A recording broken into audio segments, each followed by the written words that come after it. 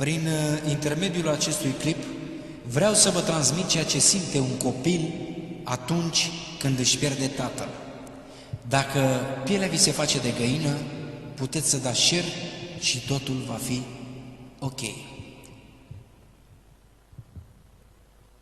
Într-un colț de cimitir s-aud un plâns de copil, își plângea tatăl cu jale din mormânt ca să se scoale.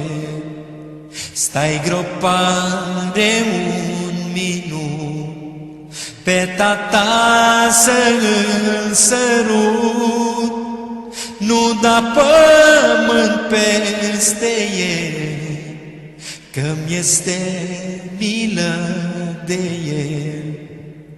Ești tăicuță din mormânt, că m-ai lăsat necăjit.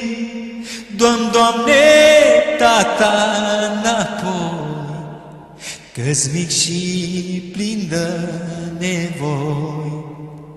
Ochișorii să-și deschidă, mâinile să-și le întindă, să-l mai văd mergând prin casă și să mă cheme la masă, și să mă cheme la masă.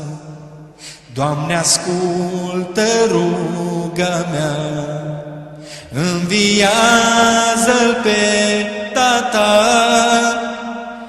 dă-l înapoi ca să mă crească, nu lăsa să putrezească, nu lăsa să putrezească.